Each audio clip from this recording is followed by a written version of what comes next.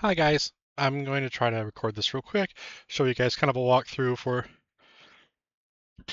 making a character. So I'm going to go to Manage Characters. I can select any of them.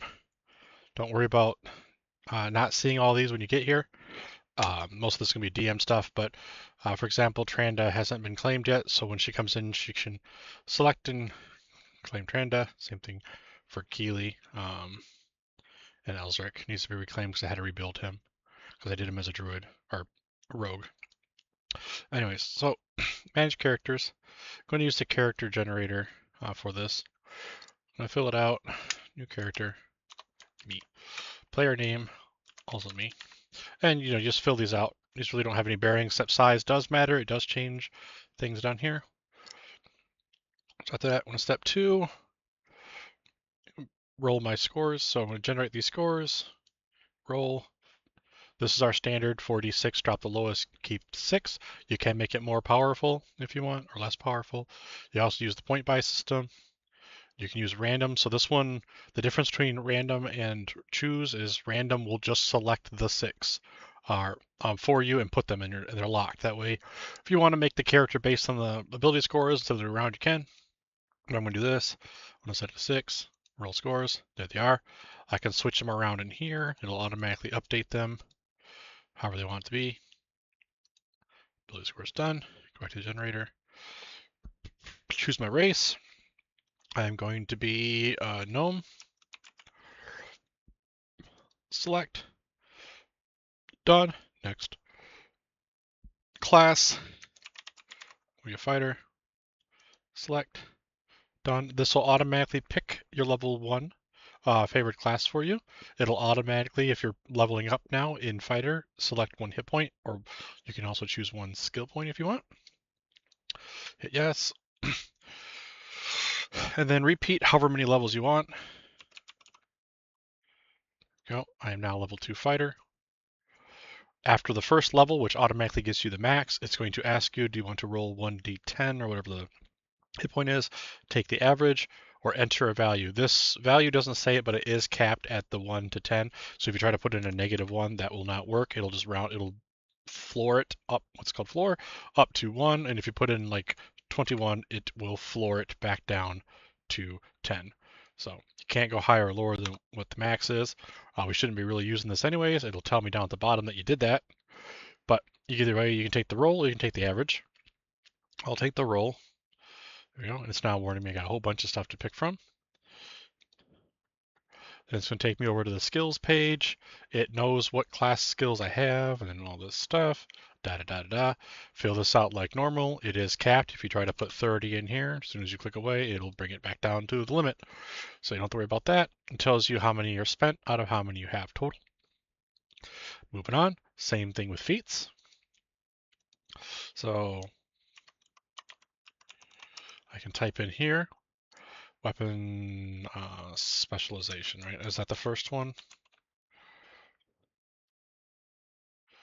Let's make sure. No, it's weapon focus is the first one. So I recommend having the I qualify for. That makes sure you have all the prereqs, and if you don't, it won't let you take it.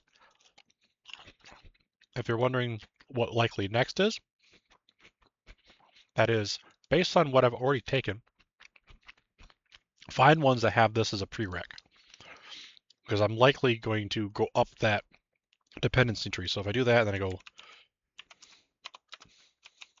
weapon specialization now appears because it requires weapon focus as a prereq.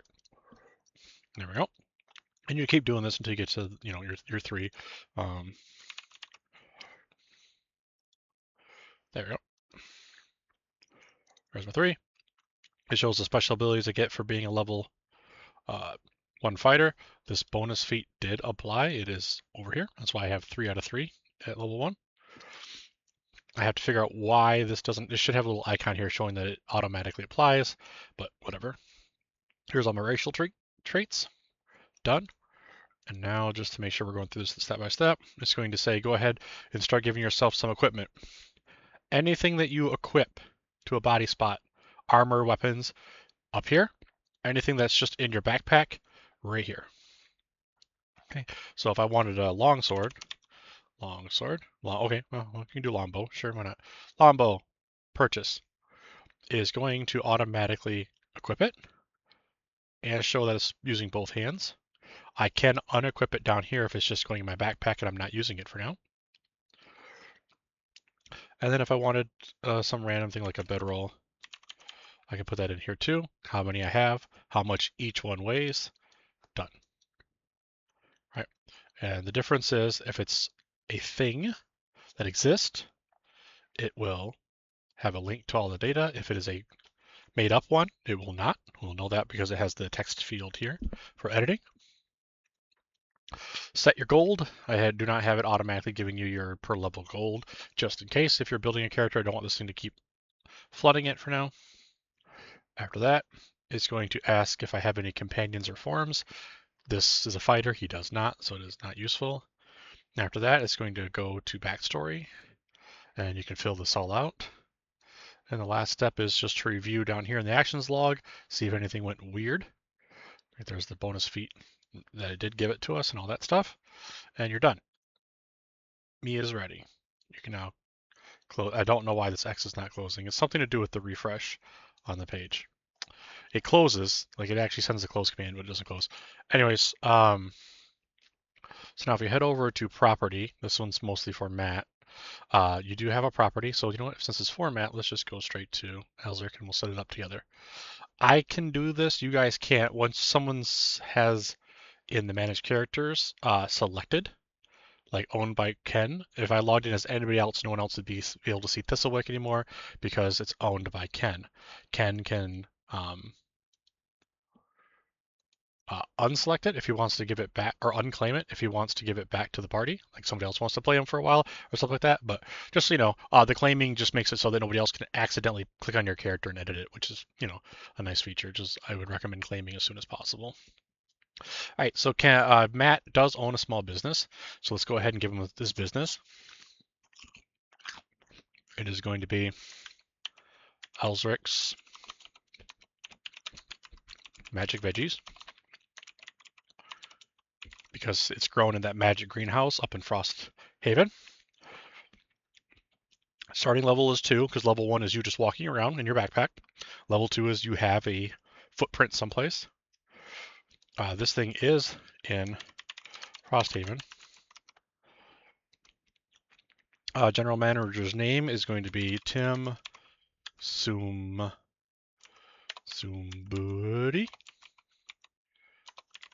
There we go, Tim Sumbudi. It produces veggies. So there only can be one per business, because I said so. Don't argue. And then down here, it takes at least 10 different inputs. And if you're thinking veggies only take seeds, that's not true. You need water cans, crates to put them in, etc., right? So think about it. Just try to come down here and do some stuff that fills it out. If you can't think of 10, if you just hit start business, it'll fill the rest in randomly, and then you can get rid of the ones that really don't make sense. But I'm going to go with it takes some barrels to put it in to travel, some beeswax to seal those barrels, some charcoal to fertilize the soil, some crates for moving it around, definitely fertilizer, some, what else we got here? Oh, some iron tools, and some magic crystals, because he needs to charge the greenhouse. That's one. It's 7 out of 10. How about some rope? What else do vegetables need? Oh, they need seeds. There are seeds in here? There are no seeds. So what I would do is just come up here, type in seeds. Oh, there are seeds. Oh, it must be limiting the number that's shown. So get rid of some seeds. Oh, yeah, it's stopping at R. I have it set to only load a certain number so it doesn't overload. I need to have the scroll bar work a little bit better, but 1, 2, 3. Let's just say I got 9 out of 10. I couldn't think of another one. Start business. And see what it came up with. It added alchemical reagents. Sure, why not? Reagents. That works. It's also going to let you know that, hey, I don't have enough funds in the business itself, on the on-hand funds, to purchase the goods that I need to run this business at this level, you should donate. Because of the way this is wired up, it does care about what coinage is going into it. So if you try to put in 500 gold and you don't have 500 gold, it's literally going to say you don't have any GPs in there. So for this, because we didn't give him any money, I'm just going to go to the equipment notes, get out of the money, and I'm going to give him the 10 platinum coins that it's looking for, platinum pieces. Go back to the property, and then just give it what it's asking for, which is 10 PP. So PP 10, and deposit. There it goes, 10 PP. Now, what's down here below this, now that it's a running business? You can invest in different things because different events happen. So I'll describe the events first and then what these are. So if you advance a month, events are going to happen. They're going to be something that happens along the trade route, some kind of advertising campaign, a local goodwill, like you help out a neighbor or something like that, a political event, like the mayor hates you now and he bans you from selling for a week. Theoeconomics have to do with theology, so church tithes and such like that. And the last one is level up. This increases the overall business.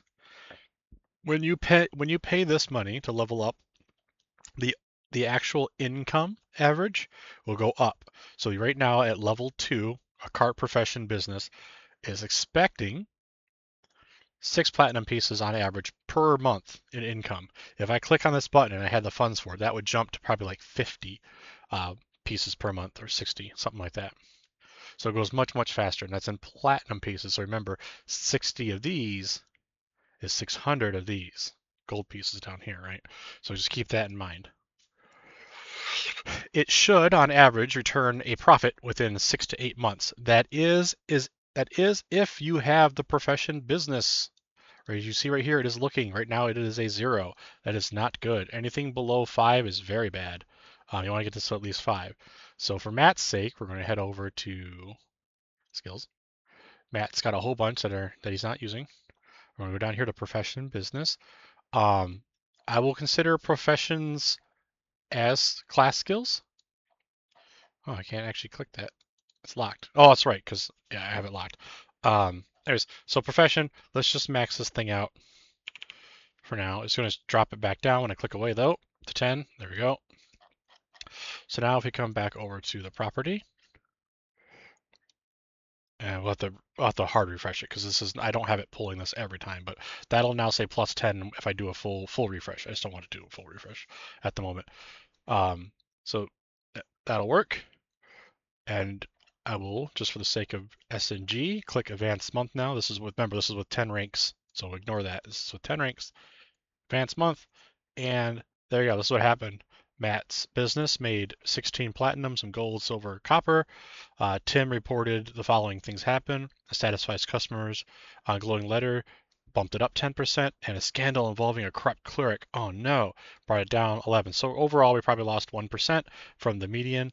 So 16,432, and we were expecting 16,607. Yep, since these are multiplicative as they go down. Yep, that looks right. So you can keep advancing all these different months. Ooh, nice month, Matt. When you get to month 12, after a year, it will give you how much you actually made and how much you've made over the last year, and then how much you've made for the entire duration of the business. All right.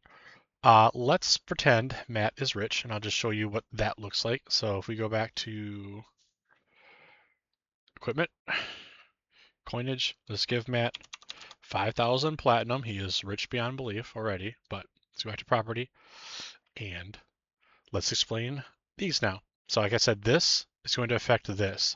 So as soon as I click level up, we are no longer going to be a cart. We're going to be a small stall. I am going to pay out of the coinage on hand because I do not want to spend all of my on-hand funds. Pay. So think about it for a second. There it goes. All right, so now we're a small star. We could go to a 2-room store. We went from 6 to 33 platinum on average. All right, so you see how that works? Big jump, right? Now, about these. So look, for example, this one says a spring thaw opened the mountain route early, speeding fertilizer deliveries. That sounds like it has to do with trade routes, right? So what happens is every time you level these up, you get a bonus. That bonus makes these numbers all better. Your bad stuff won't be as bad, and your good stuff will be better. And on average, these pay out in about 20 to 30 events. And as you can see, we have between 7 and I think 3. I think 3 is the minimum. I think it's 10 and 3 events that happen. And so you can have 2 or 3 of the same type in 1 month. It's completely random. It just picks from bulk lists. And that, so if we invest in trade route levels a couple times here, hopefully we'll see it happen.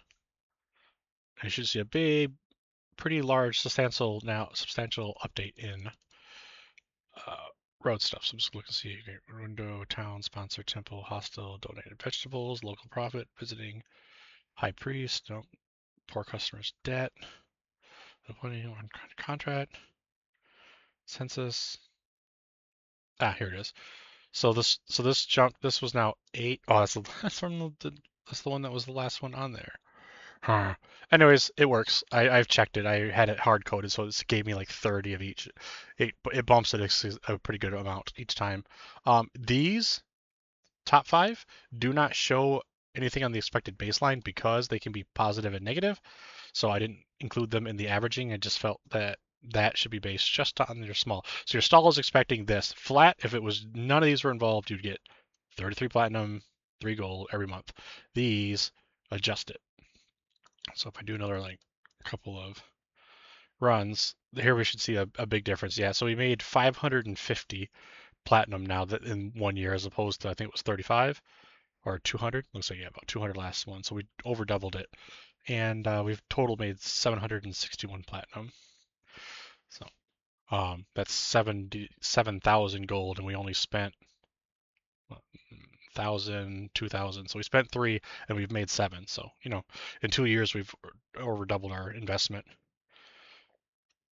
And that's how the properties work. If we switch to Tranda, I can really quickly go over the companions. So she has her raccoon. It's got a nice little chart. She can delete it or add a new one. The alternative form will find why you get an alternative form if you do, and it'll add it, and it'll follow all the rules for that.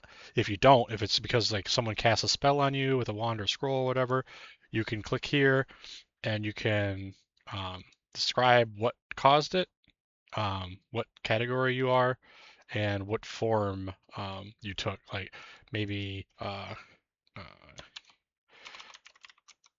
Tranda turned me into a bear, and a very small one.